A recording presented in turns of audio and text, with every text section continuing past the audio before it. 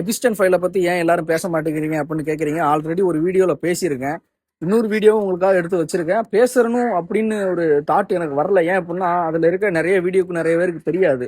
ஆனால் அந்த வீடியோவில் நாங்கள் எடுத்து பார்க்கும்போது மனசை உண்மையிலேயே ஒரு கல்லாக்கிட்டு பார்க்குற மாதிரி இருக்கு. மிகவும் கொடூரமான ஒரு பாலியல் அங்கே நடந்திருக்கு. அப்போ அதான் உண்மை.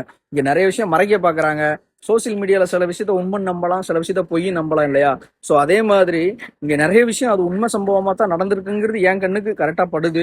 அது மற்றவங்களுக்கு எப்படி படுதுன்னு தெரியல. இந்த வீடியோ பார்த்தீங்கன்னா உங்களுக்கே தெரியும். ஒரு சின்ன பிள்ளைய குளிக்கிற அந்த ரின்ஸ்ல முக்கி அதாவது ஒரு ஒரு குழந்தைய செக்ஸுவல் ஹராஸ்மெண்ட் பண்றதும் டார்ச்சர் பண்றதும் சில மனிதர்களுக்கு ஒரு ஹாப்பினஸை கொடுக்கும். சரியா? அது ஒரு மைண்ட் செட் அவங்களுக்குலாம். இவங்களை வந்து டார்ச்சர் பண்ணும் அப்படின்னு மிகவும் கொடூரமான வேலைலாம் எபிஸ்டன் ஃபைல்ல நடந்திருக்கு. நிறைய வீடியோ இருக்கு. அதை பத்தி ஏன் பேச மாட்டேங்கிறீங்கன்னு நிறைய பேர் டெய்லி நிறைய பேர் கேட்குறீங்க. அதை பேசுறதுக்கு எனக்கே சங்கடமா இருக்கு. ஒரு சில வீடியோ பார்த்துட்டுலாம் நல்லா அழுதுட்டேன். ஸோ கண்டிப்பா பேசுறேன். அங்க என்ன நடந்திருக்கு அப்படிங்கிறது ஒரு ஒரு வீடியோவை கண்டிப்பா எடுத்து சொல்றேன். பொண்ணுங்க எல்லாருமே சேஃபா இருக்கணும்னு நினைக்கிறேன்.